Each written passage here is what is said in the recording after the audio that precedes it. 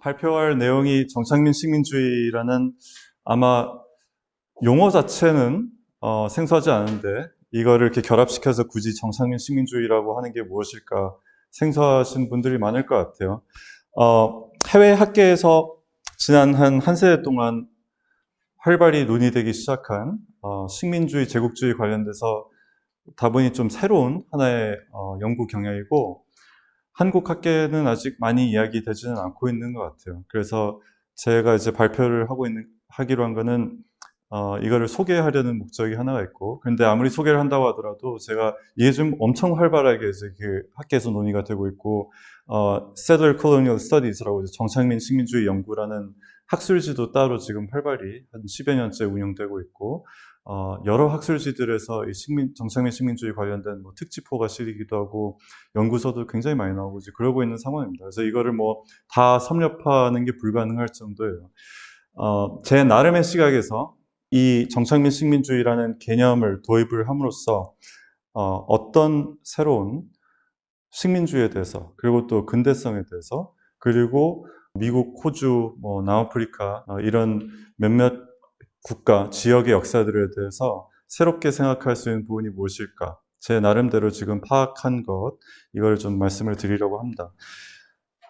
역사학자들은 일반적으로 굉장히 실증을 강조를 하면서 미시적으로 특정한 지역, 특정한 공간의 역사를 세부적으로 이제 들여다보는 거를 좋아하는 편이고, 저도 원래 주로 연구하는 건 그런 거예요. 18세기 북미를 주로 연구를 하고, 그중에서 특히 뉴욕 지역의 범 역사 이런 거를 주로 공부를 했었는데, 연구를 하다 보니까 이거를 미국의 역사로만 국한시켜서 보는 거에 대해서 회의감이 들었고, 그래서 이걸 좀 어떻게 확장시켜서 세계적인 역사적인 흐름 속에서 파악을 할 때 새롭게 보이는 것이 무엇일까라고 고민을 하다가 이 정착민 식민주의라는 개념을 알게 됐고, 그러면서 이제 다른 지역들의 역사하고 직접적으로 비교를 하고 연결시켜서 생각하는 거를 하고 있는데, 이게 뭐 사실 제 역량상 아마 앞으로 제 남은 커리어 동안, 평생 동안 하더라도 미처 다 공부하지 못할 내용입니다. 그럼에도 불구하고 굳이 그래도 이거를 제가 한번 공부를 하고 이렇게 소개를 하는 게 의미가 있다고 생각을 한 거는, 아까 말씀드렸다시피 상대적으로 아직 이게 굉장히 흥미로운 개념인데 많이 이야기가 우리 학계에서는 안 되고 있는 것 같기도 하고, 그 다음에 이제 둘째로는 이걸 통해서 새로운 연구 경향, 인문학자로서의 연구 경향 이런 거를 모색할 수 있지 않을까라는 차원에서 역량이 안 되지만 그래도 최대한 이거를 공부를 해가지고 제가 주로 연구하는 분야에 접목시키려고 노력하는 이제 그런 일환의 작업으로 생각을 해주시면 좋겠습니다. Settler Colonialism, 정착민 식민주의라고 제가 번역을 하고 있는 건데, 뭐 이 번역어는 아직 굳어진 거는 아닌 것 같아요. 그런데 이전에 그래도 Settler Colonialism이 국내에서 번역된 뭐 학술서나 이제 이런 게 한두 가지는 있는데, 거기서도 주로 이렇게 용어를 쓰고 있어서 저도 정착민 식민주의라고 표현을 하고 있습니다. 정착민 식민주의라는 개념이 아주 새로운 건 아니고, 길게 보면 사실 뭐 칼 마르크스 같은 사람들도 간접적으로 여기 대해서 얘기를 했어요. 일반적인 식민주의하고 조금 다른 형태의 식민주의로서 정착을 하려는 목적으로 벌어지는 식민 팽창, 이런 걸 가리키는 건데, 이런 게 있다는 거는 오래전부터 알고 있었죠. 정착민 식민주의 연구라고 따로 지난 한 20여 년간 활발히 되기 시작한 거는 패트릭 울프라는 이 호주의 역사 유학자가 특히 이제 굉장히 큰 역할을 했는데, 뭐 다른 연구도 많고 또 울프가 한 다른 뭐 중요한 얘기도 많지만은 일단 문구를 가지고 시작을 해보려고요. 정착 식민자들은 머무르기 위해서 온다. 그들이 침입하는 행위는 하나의 단발성 사건이 아니라 구조다.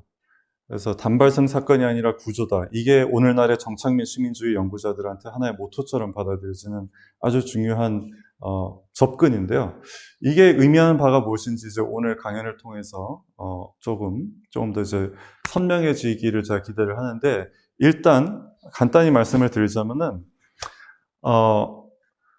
지배를 위한 식민주의, 이게 우리한테 사실 한국의 역사적 경험 때문에도 우리한테 훨씬 더 익숙하죠. 그런 지배를 위한 식민주의랑 다르게 정착을 하려고 들어가는 것. 그걸 위해서 원주민들을 몰아내거나 멸절시키려고 하거나 원주민들의 땅과 자원을 수탈하려고 하는 것.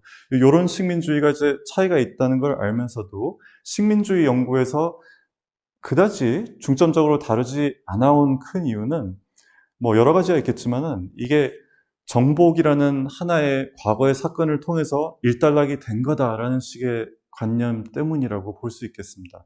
가령 미국 같은 경우에 17세기부터 영제국의 식민지들에서 많은 백인 정착민들이 들어오고 북미 원주민들을 몰아내기 시작했고 이런 과정이 뭐 물론 19세기까지도 이어진다는 걸 사람들이 알긴 하지만은 역사적 추이는 향방은 이미 그때 거의 결정된 거다.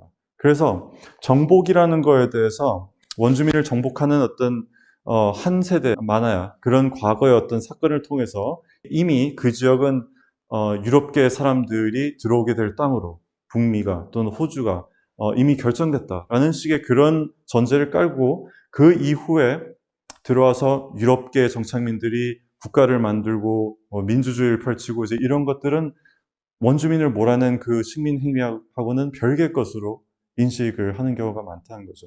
정착민 식민주의 연구자들은 바로 거기에 주목해서 그게 별개의 것이 아니다. 원주민을 몰아내는 일은 하루아침에 결코 벌어지는 일이 아니고 정착민들은 계속해서 그게 자기들이 하루아침에 빨리 그를 몰아내는 일을 해냈고 그 다음부터는 이제 유럽 문명을 서양 문명을 다른 곳에 이식시켜서 펼친 과정이다라고 계속해서 얘기를 하려고 하고 나중에 얘기하겠지만 또 자기들의 역사적 기억 속에서 그렇게 채색을 하려고 하는데 실제 보면은 지금도 북미 식민지, 북미의 그 캐나다, 미국, 그리고 호주, 뉴질랜드 원주민들을 몰아냈다고 생각되는 그곳들에 사실 원주민들의 인구가 늘어나고 있는 곳들도 많고 그들은 계속해서 그 사회 내에서 그 공간에서 자기들의 입지를 축소된 입지나마 유지를 하고 있습니다. 그리고 또 자기들의 권리를 위해서 이전보다 더 강하게 노력을 하고 있기도 하고요. 그러니까 그런 것만 봐도 뭐 인문학적인 그런 관점에서 얘기를 하자면은 아무리 군소 집단이나 또는 아무리 약자라고 하더라도 역사적 약자라고 하더라도 그들의 사람의 존재를 지워버린다는 게 쉬운 일이 아니죠. 지워지지가 않습니다. 잘.